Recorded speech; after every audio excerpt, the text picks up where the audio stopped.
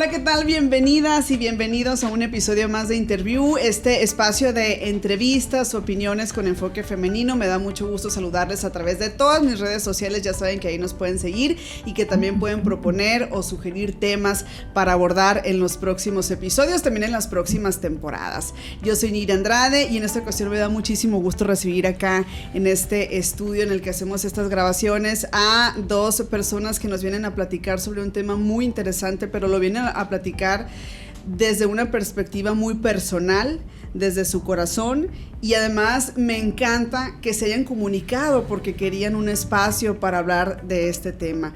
Gracias, Stephanie Ponce. Ella es activista, ella es médica, y también nos acompaña Iracema León. Iracema, que eres muy muy conocida también en nuestra comunidad como activista infantil. Bienvenidas a las dos, ¿qué tal? Hola, Niria, muchas gracias. Gracias por estos espacios que podemos echar mano para visibilizar tantas cosas, ¿no? Tantos temas como el de hoy. Sí. Hoy vamos a hablar sobre las pérdidas gestacionales, ¿no? Pero antes de abordar el tema, pues sí decir que ustedes han iniciado ya desde, me decían ahorita, hace 4 años, ¿no? Una relación de pareja, y yo las veo muy felices y muy contentas además. No sé si quieran platicar un poquito de eso. Sí. Pues sí, vamos a cumplir apenas 1 año de casadas, y pues sí, muy felices, muy enamoradas desde el primer día, y pues nuestro matrimonio muy contentas. Muy feliz. La familia. Sí, y casadas legalmente, o sea, lo logramos, pudimos hacerlo, y de una forma muy hermosa, muy bonita, y muy orgullosas de visibilizar estos tipos de familia que son ahora ya un poco más comunes. No, yo quiero decir que estoy a favor de la diversidad, y sobre todo de que nos desprendamos de la idea de que la familia debe de ser de un solo tipo, ¿no? Yo creo que cuando entendemos que hay varios tipos de familia, descansamos, aceptamos y somos más felices. Claro. Es lo que yo pienso, ¿no? Veníamos hablando hace rato, sí. Iracema y yo, que este tema del que vamos a platicar ahorita, pues para nosotros es muy importante visibilizarlo, pero aparte, visibilizar el hecho de que estas cosas también pasan en nuestros tipos de familia. Que eso es algo muy, muy importante. Cuando se reportaron conmigo para hacerme llegar y saber el tema, me pareció muy interesante, ¿no? Muy curioso, y dije, aquí tiene componentes bien importantes, que es necesario destacar, ¿no? Bueno, pérdidas gestacionales. A ver, empezamos. ¿Qué entendemos por pérdidas gestacionales, no? Porque pienso que a final de cuentas es un tipo de aborto, pero ya hablar de aborto pues suele ser siempre muy complejo, un tema de debate. ¿Cómo lo definimos entonces las pérdidas gestacionales? Bueno, la pérdida gestacional es pues perder a bebé antes de que nazca, ¿no? Hay pérdidas tardías y pérdidas tempranas. Las pérdidas tempranas son antes de las 20-22 semanas y las pérdidas tardías después de estas. Pero también incluso hay pues bebés que nacen durante el parto. Entonces que fallecen durante el parto. Perdón, que fallecen durante el parto. Ajá. Ok, ¿no? Y en este caso, en el caso de ustedes decidieron, pues ya hay un vínculo, una relación, una estabilidad, supongo decidieron entonces ser mamás. Sí, de hecho, ¿Cómo lo decidieron y cómo? Pues Iracema ya es mamá, tenemos un... Es verdad, sí. Tienes un niño, ¿verdad? Sí. ¿Ya como de 8 o 10 años? 10 años. 10 años, 10. Okay. Entonces, yo individualmente ya quería ser mamá desde hace pues tiempo atrás, y cuando formamos esta familia mi deseo de ser madre como pues de alguna manera se afianzó, porque tenía todo para que ese deseo ya pudiera verse reflejado en bebé. Teníamos una familia muy bien consolidada, llena de amor. Entonces cuando hablamos de eso y le decía a Sema, yo quiero ser mamá aquí, en esta familia, quiero que mi bebé crezca y Tadeo sea su hermano e Iracema sea su mami. Entonces, así nace este deseo genuino de ser madres juntas. Y pues bueno, No sé si me voy a ver muy indiscreta a lo mejor, pero quisiera saber si recurrieron a un tema de inseminación o algo así. Sí, ¿no? Fue me imagino. Sí. ¿Quieres? ¿Tú? Empezamos el proceso como tal, lo empezamos hace aproximadamente 2 años pasaditos, ¿no? Uh-huh. Que fue cuando decidimos acudir a una clínica de fertilidad para ver qué opciones nos daban. Pues obviamente tenemos que acudir a una técnica de reproducción asistida, ya sea pues la inseminación o la fertilización in vitro, que son 2 maneras distintas de hacerse. Nosotros recurrimos a esta clínica, pues empezamos a ver como el proceso y demás, pues empezamos a ver los donantes, porque también hay 2 opciones: tú puedes llevar tu esperma de algún donante quizá conocido, uh-huh, o puedes elegir un donante de un catálogo. Que yo había escuchado también de estos catálogos, ¿no? Ya eliges. Sí, es un proceso interesante. Sí, muy interesante. Lo de los catálogos puede ser hasta todo otro tema, ¿no? Sí. Pero muy interesante. Okay. ¿Y ustedes eligen qué opción ahí? Pues elegimos el esperma del donante que más se nos haga bien a nuestro criterio, ¿no? De ahí del catálogo. De ahí del catálogo. Perfecto. Las clínicas de fertilidad manejan diferentes catálogos porque manejan diferentes bancos de esperma. En la primera clínica que nosotros visitamos, pues manejaba un catálogo como muy distinta a la que nosotros ahora con la que estamos, ¿no? Porque visitamos primero una clínica, nos gustó, sin embargo no nos sentimos como totalmente seguras ahí, uh-huh, y después ya encontramos a nuestro médico que con él nos quedamos, que es el doctor Zairi Santos, que es un médico, un biólogo de la reproducción muy bueno, y sobre todo muy sensibilizado con nuestro tipo de familia, porque también eso es muy importante, que esté el médico o la médica sensibilizado y que sobre todo empapado también de este tipo de familias, para que nos den también una atención más integral. Claro, ¿no? Más integral, sí, adecuada, claro, pues acorde a, ¿no? Okay. Y pues con él nos quedamos y con él empezamos el proceso ya formal en diciembre del año pasado. Y se logra el embarazo. Ha sido un proceso un poco complicado en el sentido de que pues empezamos con tratamientos. Yo tenía un problemita ahí hormonal, me lo empezaron a tratar. Después pasó la primera inseminación en febrero. Bueno, elegimos al donante, la muestra. Es un proceso largo, no es un proceso fácil, porque empiezas con medicamentos para estimulación ovárica, para que ovules bien. Sí, porque llega una edad en la que no necesariamente las mujeres ovulamos cada mes, por ejemplo. Sí. ¿No? Y aparte para que también el proceso y todo sea totalmente regulado, ¿no? Por supuesto. Y que la inseminación sea como que aumentar las probabilidades de que quedes embarazada. La inseminación es un proceso de baja complejidad, es decir, es casi como si tuvieras un coito normal. O sea, normal me refiero a un coito de una pareja heterosexual con un pene dentro de una vagina, o sea, lo común, ¿no? Uh-huh. Entonces, realmente las probabilidades de quedar embarazada no son mucho más altas que si tú tuvieras un coito común. Uh-huh. Entonces, los médicos lo que hacen es estimular para que esas probabilidades aumenten un poco más, y eso es lo que pasa. Te dan medicamentos, después primero es tomado, después son unos medicamentos inyectados en el abdomen. Uh-huh.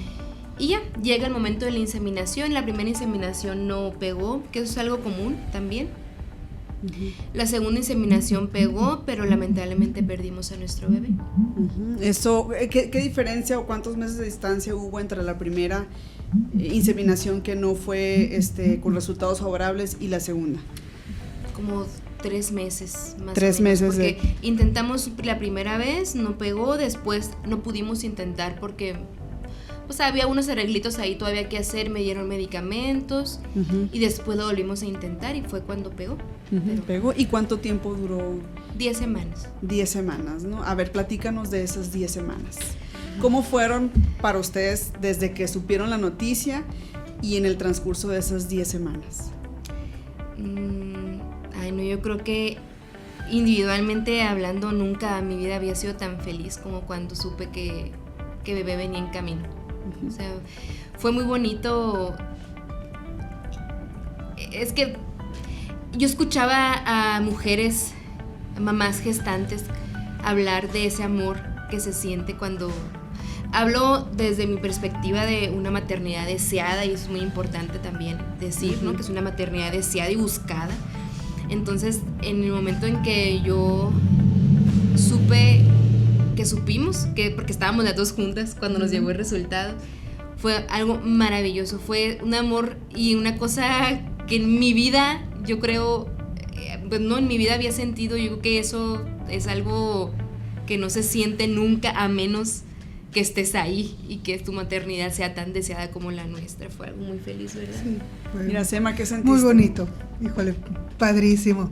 El sentir que la familia crecía, que mi niño iba a tener un hermano, y sobre todo el tipo de familia tan bonita que estábamos formando, que ya tenemos y que iba a crecer, pues muy bonito, muy inigualable. Muy bonito, ¿no? Sí, claro. Y es bonito hablar sí. también de maternidades deseadas, Eso ¿no? es súper importante. Sí, porque sabemos que hay muchos pues casos en donde la maternidad no es deseada, donde se dan por abusos incluso, etcétera, pero también hay otra perspectiva bien importante de la maternidad, y ahora también que se habla de lo difícil que es la maternidad también, que no es todo miel sobre hojuelas, también dar una perspectiva de este tipo me parece muy bonito también, ¿no?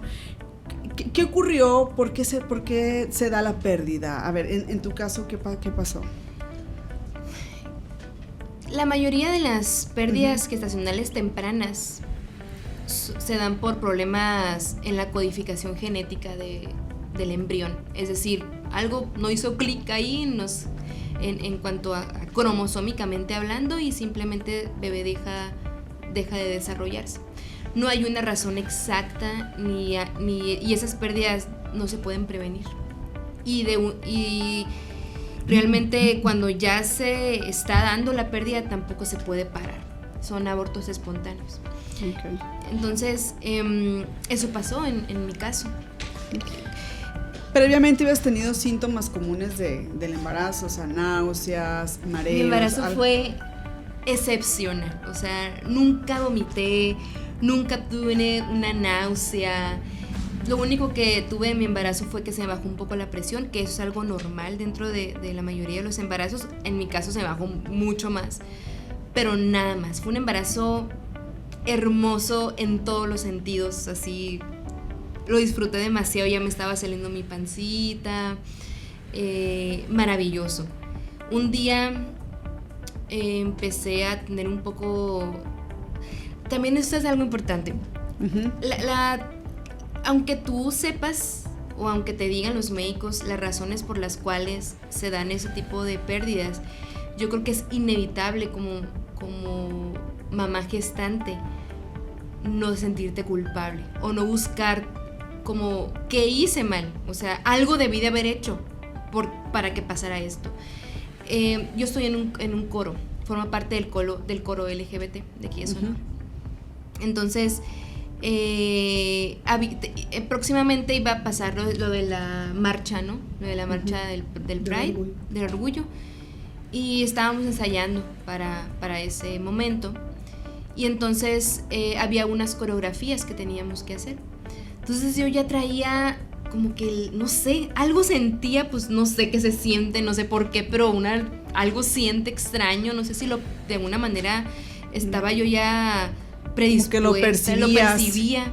Entonces yo le decía a Iracema, ¿o lo presentías? Lo presentía, yo creo, de alguna uh-huh. forma. Entonces le decía a Iracema, tengo miedo de bailar porque tengo miedo de que algo le pase a bebé. Entonces ella me decía, no pasa nada, o sea, disfruta, y realmente no iba a pasar nada, pero yo ya traía como que esa espinita y no sabía si ir a los ensayos y no sabía. Entonces ese día me dice Iracema, ve, o sea, es algo que te gusta mucho, no dejes de hacer. Entonces fui esa noche y bailé, pero o sea, no creas que eran unos pasos, o sea, no era de que algo muy sencillo, pero lo hice y me sentí tan bien de hacerlo, pero me dieron cólicos Y yo llegué esa noche llorando con Iracema y le dije, es que algo le pasó a bebé, o sea, yo de verdad siento que algo le pasó a bebé porque tengo cólicos.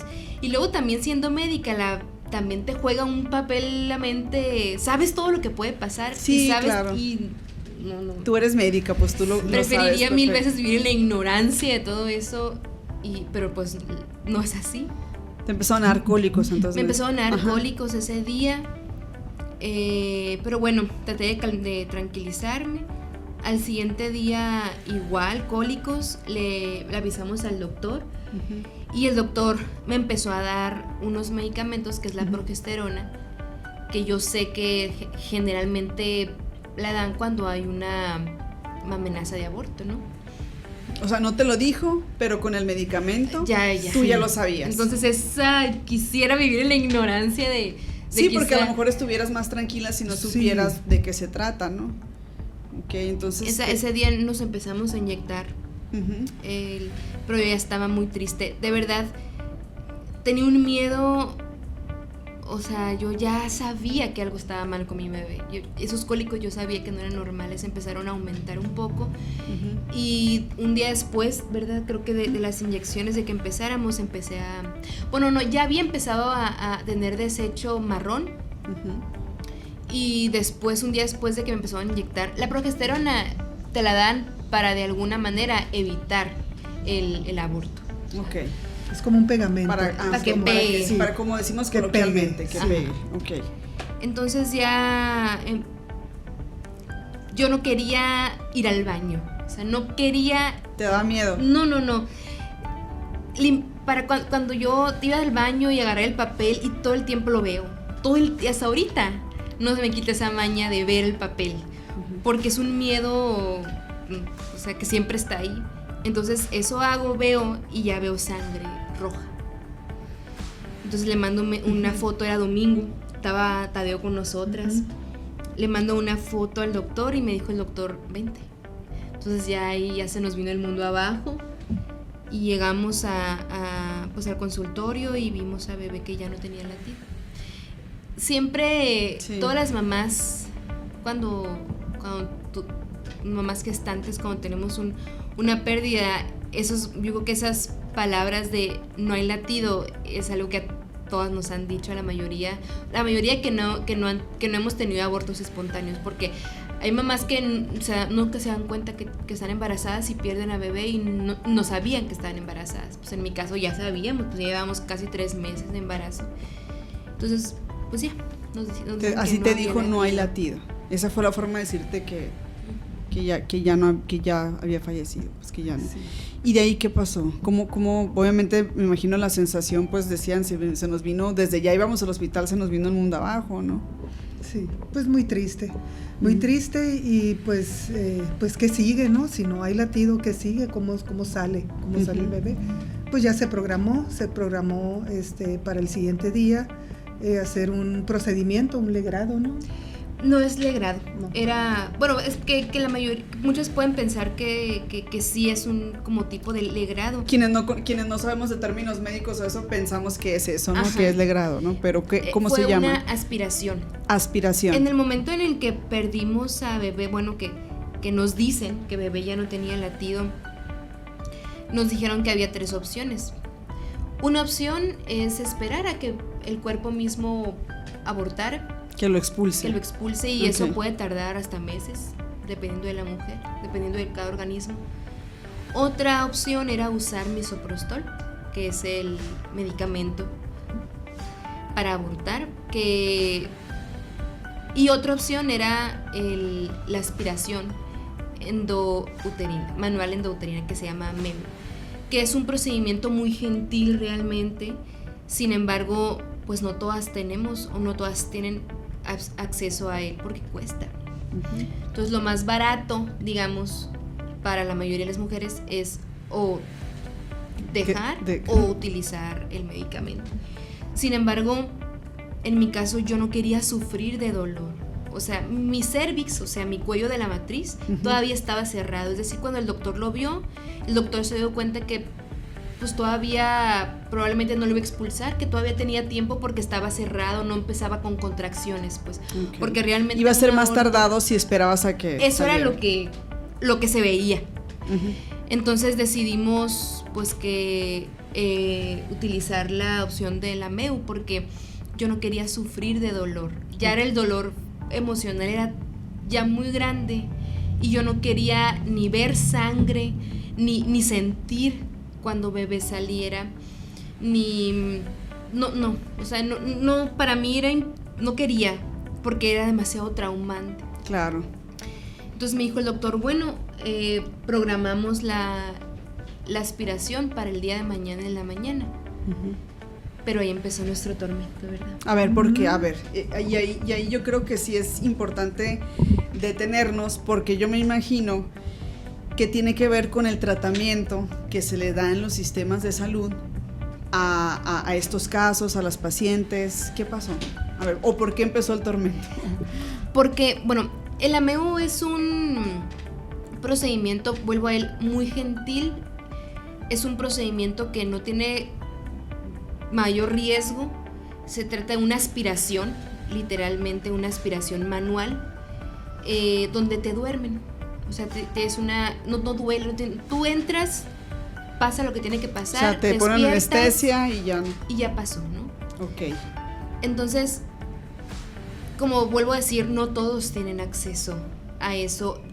Digo porque nosotros nos estábamos guiando de una forma privada, porque tenemos el gran privilegio de poder hacerlo. Perfecto, ¿no? Eso es importante. Eso es importante, porque no es lo mismo llegar a una institución de salud pública en donde a veces no tienen ni la opción de elegir qué procedimiento te van a hacer. No porque quizá los médicos quieran, sino porque hacen lo que pueden con lo que tienen en ese momento, ¿no? Claro, ¿no? Bueno, entonces esa noche se supone que yo no tenía por qué abortar, o sea, se supone que mi cervix estaba cerrado todavía. Entonces mi cuerpo iba a esperar a la MEU, pero no, ese día mi cuerpo decidió expulsar a bebé. Entonces no usaron el procedimiento. Sí, me lo hicieron de todas maneras al día siguiente, pero bueno, mi cuerpo en la noche decidió expulsar a bebé, y fue un dolor físico. Más el emocional, ¿no? Yo creo que eso era, porque tener un bebé ha de doler un montón, o sea, no, pero yo creo que es como que, bueno, estoy teniendo mis contracciones, pero ya voy a ver a bebé. O sea, estoy teniendo mis contracciones porque voy a ir a atender a mi bebé y voy a salir con mi bebé en los brazos, pero yo sé que mis contracciones eran porque mi bebé sin vida iba a salir. Entonces era un dolor emocional muy fuerte y físico, donde Iracema estuvo conmigo. También eso es algo que sé del privilegio que tenemos de tener una familia tan bonita, de yo como individualmente no haberlo vivido sola, porque no imagino haber vivido eso sola.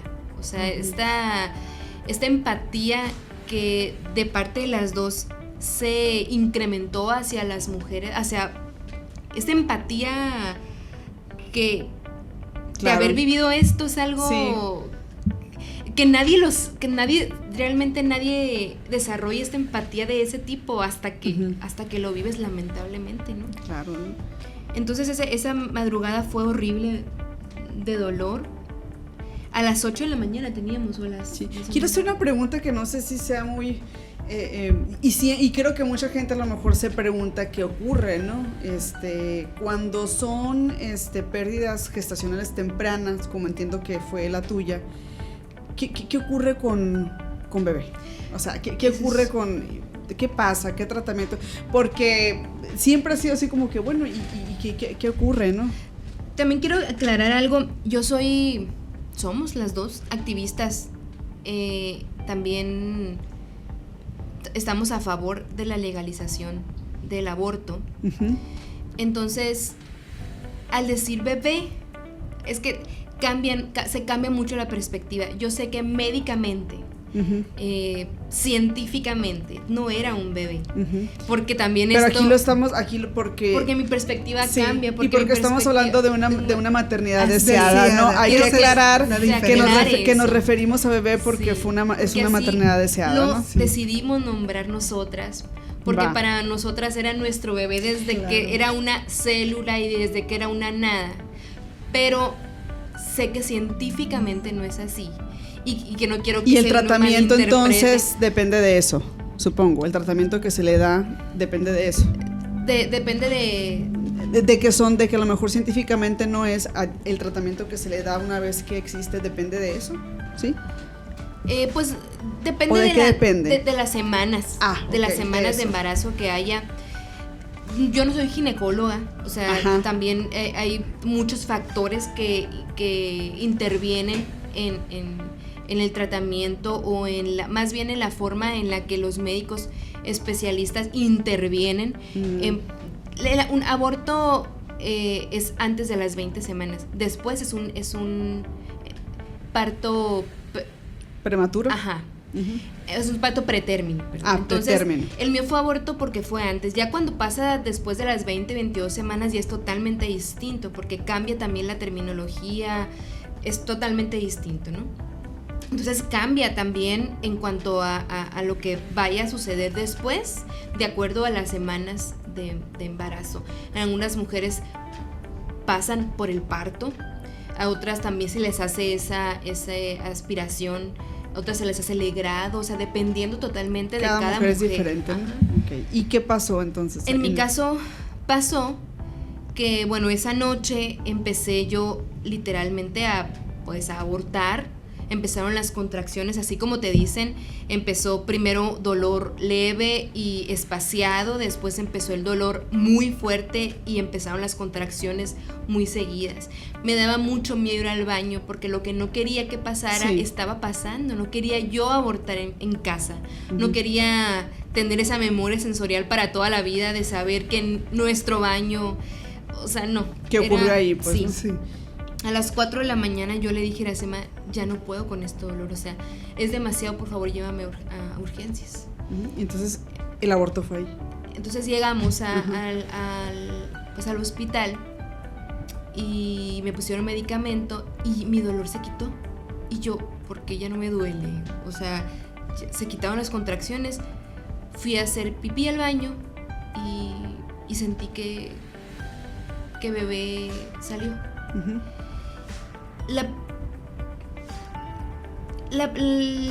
Mi reacción inmediata, y sé que fue también una manera de protegerme, fue bajarle al baño.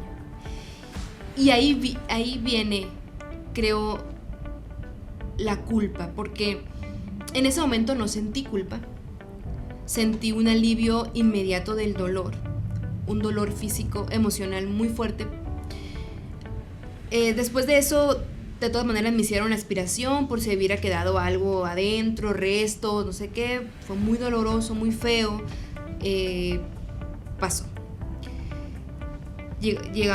Iracema estuvo conmigo en todo momento. Estuvimos solas las dos en el hospital. El procedimiento fue muy rápido. Sí. Pero a ver, dices, le bajé al baño y sentiste culpa.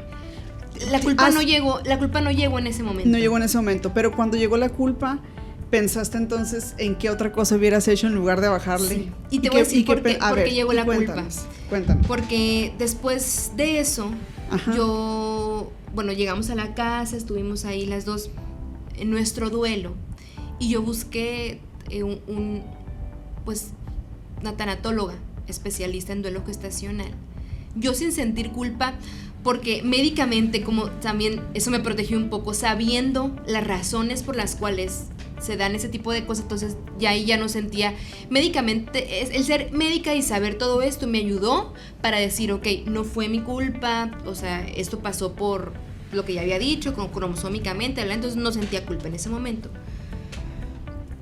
Una tanatóloga me pasó un libro que se llama Cunas Vacías, que es un muy buen libro para ayudarte en el proceso del duelo. Pero en ese libro había como plasmaban experiencias de mujeres Y muchas mujeres decían, es que yo cuando lo perdí, yo quise vivir el proceso yo no quise ninguna, decían las mujeres, yo no quise ningún medicamento, yo quise expulsarlo solo, en mi casa, agarrar los restos de mi bebé, los enterré y les hice un ritual. Y yo lo que hice fue bajarle al baño. Y ahí llegó la culpa. Porque dije, ¿cómo es posible que entonces que no quería tanto a mi bebé? O sea, lo que hice con nuestro bebé fue bajarle al baño y ya. Entonces ahí llegó mi culpa. Cuando hablé con la tanatóloga, me dice, no sabes la cantidad de mujeres que hacemos eso, porque ella también vivió eso. Y claro, creo que tuvo que haber vivido eso para ser una tanatóloga especialista en pérdidas. Creo que esa empatía viene de ahí. Pues viene claro, de ahí. Sí, viene de esa experiencia. Totalmente. ¿No? Entonces te dijo ella, hay muchas mujeres que lo hacen y que también después se sienten así. Es totalmente normal. Uh-huh. Pero fue el dolor de sentir que yo hice eso y que hay mujeres que hacen algo distinto. Fue lo que a mí me mató y que tardé para como quitarme eso de la cabeza, quitarme esa imagen que tenía de la taza llena de sangre y yo haber cerrado los ojos y hacerle así y bajarle, y para una manera de protegerme también, emocionalmente. Uh-huh. Fue lo que me mató. Ya después, con más lecturas, con escuchando a otras mujeres y ayudada también de ella como especialista, uh-huh. Y sobre todo de Iracema, yo pues empecé a deslindarme de esa culpa, ¿no? Uh-huh. Que creo que del todo. Y es un proceso, ¿no? También, ¿no?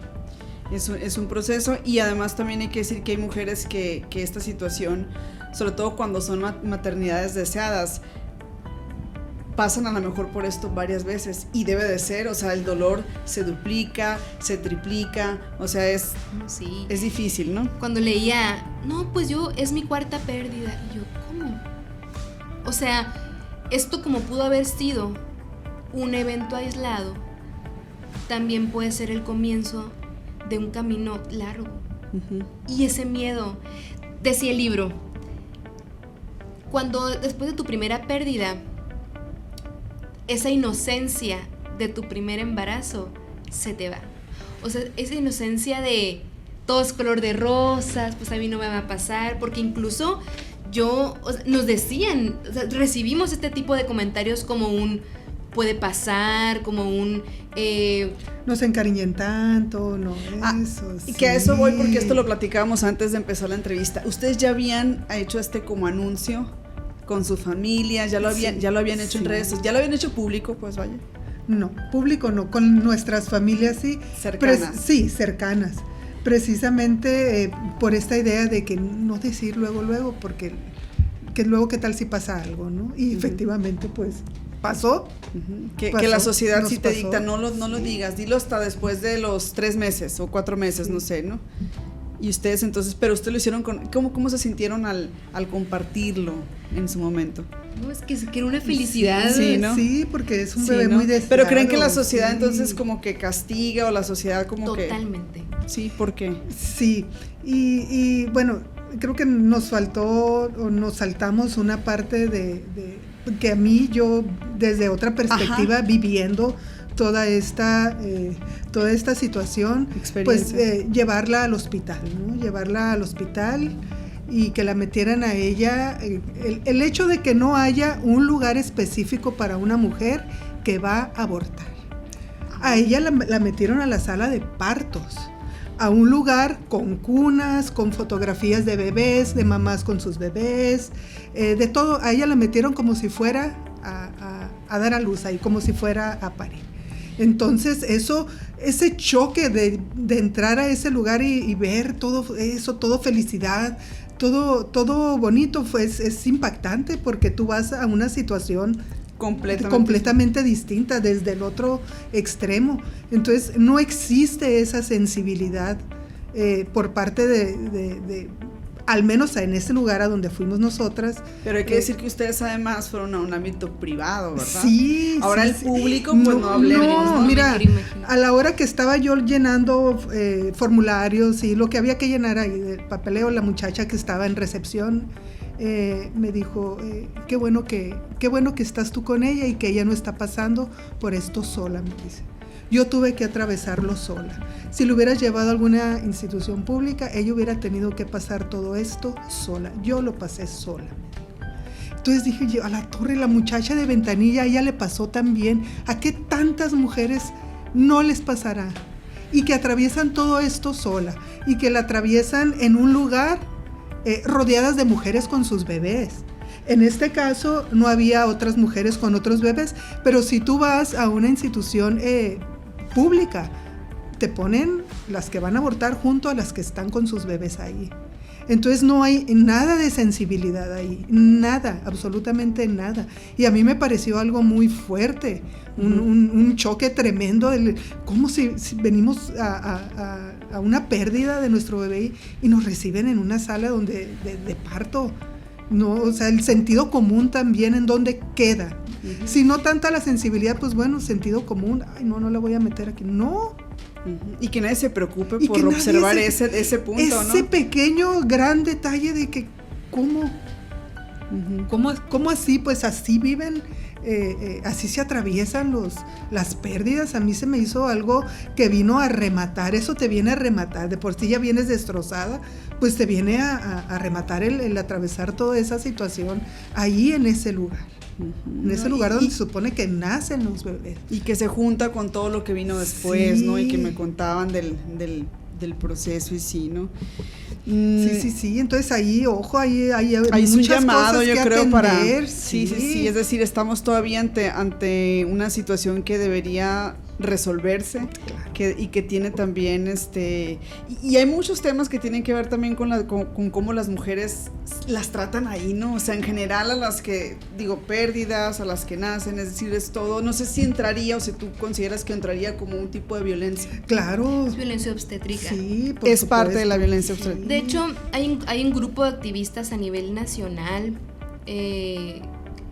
muy importante que hicieron, pues metieron como unas cambios a algunas reformas que se les llama ley de cuna vacía. Y hablan precisamente, ellas luchan precisamente por eso, porque mi pérdida fue en pérdida temprana, ¿no? Ahora imagínate las mujeres que tienen que atravesar por un parto de sus hijos sin vida. Que ellas, aparte de vivir eso, ellas viven un posparto sin bebé. Uh-huh. Entonces, ya hay esas iniciativas, no se ha aprobado en todos los estados, no estamos dentro de eso nosotras, apenas empezamos a atravesar esto, pero existe ya, no es algo que ya esté, como ya se haya cambiado, pero precisamente para que esto cambie ya hay un grupo de activistas, pero pues no sé. Todavía no, y me parece que tiene que ver con que hace falta más espacios para abordar este tema también. Claro. Que se le dé más espacio, ¿no? Todo eso. Y ahorita también, antes de entrar a la entrevista, hablábamos sobre esos espacios también de acompañamiento que son tan importantes para poder compartir estas experiencias y de cierta manera que sirvan como parte de este proceso que se vive de duelo y para superar también esta situación, ¿no? Sí. Ustedes están formando uno, me decían ahorita tienen uno, ¿no? O están haciendo el intento de hacer uno o de generar un espacio, ¿no? Sí, somos una familia, como decíamos hace rato, de activistas, ¿no? Hemos hecho activismo por muchos años.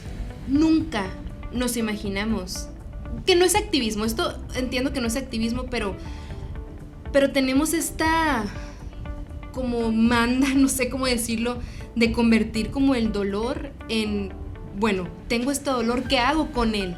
O sea, ¿cómo lo resignifico? Lamentablemente tuvimos que pasar por esto y le decía a Iracema, necesito resignificar este dolor porque no sé qué hacer con él, o sea, necesito hablarlo, necesito que la gente escuche que esto está pasando, que está pasándome individualmente en mi cuerpo, para que haya otras mujeres, porque cuando nosotras hicimos público nuestra pérdida, no te imaginas la cantidad de mujeres que nos mandaron un mensaje y nos dijeron, oye, yo también, y yo, tú también, o sea, ¿en qué momento? Es que yo también pasé. Entonces dijimos, necesitamos hacer un grupo. Me hablé con una amiga que hablamos y decidimos de una media activista. Y hablando le decía yo, ok, apoyamos mucho a las mujeres que deciden abortar. Apoyamos mucho también a las mujeres que viven su maternidad. Pero ¿dónde quedamos este grupo de mujeres? ¿Quién alza la voz por las mujeres que realmente deseamos ser madres y que por alguna razón o no podemos o tenemos este tipo de pérdidas? Entonces me dice ella, nuestra amiga, nos dice, ¿y si hacemos un conversatorio? Yo no sé si estaba lista para hacerlo, pero ella me ayudó como a, sí estás lista, o sea, vamos a hacerlo. Entonces Iracema y aunque no estés lista, Iracema estuvo de acuerdo. Sí. Y decidimos formar un grupo que se va a llamar Soy una de 4, porque la estadística es que 1 de 4 mujeres en algún momento de nuestra vida tenemos una pérdida gestacional. O sea, imagínate, del INEGI del 2022, que fue como el último corte, más de 22,000 mujeres han tenido una pérdida gestacional. Uh-huh. La mayoría de ellas son pérdidas tempranas. Uh-huh. Y la mayoría de esas pérdidas tempranas, más del 80%, son abortos espontáneos por ese tipo de razones, por problemas cromosómicos. Entonces son un chorro, somos un montón de mujeres. Si tú te pones a platicar con alguna mujer, te dice, sí, la mayoría, sí, yo tuve un aborto, sí, pero la mayoría son invisibilizadas porque nos dicen que no podemos decir nunca nada, que nuestro embarazo hasta las 4 o 5 meses, entonces puedes contarlo, porque te van a echar mal de ojo, porque entonces de alguna manera la sociedad te culpa de esa pérdida, porque si lo dijiste, ves, y lo perdiste, te di que no dijeras, como si fuera nuestra culpa. Sí, culpar a la mujer siempre. Sí. Entonces, nuestra perspectiva cambió totalmente, porque ahora nuestra perspectiva es, cuando logremos embarazarnos, que todo el mundo y que el mundo entero sepa que lo que vaya a durar nuestro embarazo, que espero que llegue a término, que el mundo sepa que bebé existió y que estuvimos felices de que ese bebé existiera dentro de mí. Okay. Entonces, soy una de 4, entonces ya está formado, se va a formar, ya tuvieron sus primeras conversaciones. Tuvimos nuestra primera convocatoria, pero lamentablemente nadie fue. Entonces, también venimos aquí a hacer un llamado de que si tú, mujer, que tuvo alguna pérdida gestacional y quiere hablar de ello, quiere contar la experiencia, quiere estar dentro de un grupo de mujeres que sin fines de absolutamente nada más que no sea el compartir, sin tampoco guiados por ninguna religión, porque también eso es importante. Uh-huh. Quieren compartir esa experiencia, que pues se comuniquen conmigo, con nosotras, y formamos este grupo, que creo que es importante. Uh-huh. También teníamos hablarlo pues, ¿no? Con esta amiga que tenemos, que fue la que nos alentó. Ella es escritora. Uh-huh. Entonces se nos hizo muy, muy bonito que en algún momento nosotras pudiéramos escribir, plasmar nuestras experiencias, no vistas ni de que soy médica, no tiene nada que ver, o sea, ni de una vista médica, ni de una vista religiosa, no, simplemente de tú cómo te sientes, para que en algún momento ese cúmulo de experiencias, alguna otra mujer lo pueda leer y se pueda sentir identificada. Creo que también es como un proyecto que quisiéramos hacer dentro de ese grupo, uh-huh, en algún futuro, cuando las mujeres como nosotras se animen a ir. Y es un tema del que definitivamente no se habla, definitivamente no hay. Y me parece interesante porque hay muchos conversatorios y muchos grupos de muchos temas. Por ejemplo, ahorita recuerdo yo a lo mejor el tema de las personas que quieren dejar el alcoholismo, de personas además que quieren superar la violencia, etcétera, etcétera. Y creo que el secreto siempre de esos grupos es poder hablarlo, platicarlo, porque cuando sacas eso puedes superarlo mucho más rápido, ¿no? Entonces está interesante. Soy una de 4. ¿A dónde se pueden comunicar quienes quieran unirse a este proyecto? ¿A dónde les, no sé si un número, sus redes? Sí, mi número que es 629-3648-60. Ajá. Ahí me pueden mandar un mensaje y todavía no tenemos una fecha para cual juntarnos, pero vamos a armarlo, pues estoy totalmente abierta a que eso se haga. Ya está armado, estamos dos, que somos Iracema y yo, y que pues que otras mujeres que deseen compartir, ¿no? Así es. Deseen compartir. Para ir cerrando con este episodio que me parece tan importante y sobre todo he aprendido mucho con ustedes, obviamente siempre está ahí como la cosita de siempre tratar estos temas con mucho cuidado, porque no se trata tampoco de juzgar, de herir. No, al contrario, yo creo que nos sirven para reflexionar y para aprender muchísimo. Hay mucho en el camino que hacer con todo esto, pero sí me gustaría escuchar qué mensaje tendrían ya para cerrar, para culminar por lo menos este episodio a la gente, pero sobre todo a las mujeres que han atravesado por esto. De mi parte, pues que no son las únicas, que no están solas, que ya sabemos que es una de 4. Entonces, que esa una de estas 4 puede acercarse a nosotros con el fin de sentirse tal vez acompañada, de sentir que estamos empatizando también con ese dolor, porque piensan que como no fue un bebé que tuviste en brazos, que no lo tuviste físicamente, como que debe de doler menos. Ay, pues ni siquiera lo tuvo, ni siquiera lo vio, ni nada, debe de doler menos, no. Es un dolor horrible, es muy doloroso, y atravesarlo sola y en silencio y todavía con miedo a ser juzgada por la razón que sea que hayas tenido tu pérdida, pues hace todo mucho más pesado, mucho más denso. Sí. Entonces, pues que sepan que hay muchas otras mujeres y que nosotras pueden encontrar un lugar seguro con quien tratar de sentirse mejor. Muy bien, Stephanie. Decirles que siempre recuerden que el amor de madre no se mide en semanas, que no importa que así hayan sido 3, 4, 9 meses, no importa, que duele igual y que nuestro dolor es válido y que nuestros bebés nacieron en algún lugar, están, y que existieron y que no están solas, entendemos perfectamente lo que sienten y que nuestra familia está para ustedes.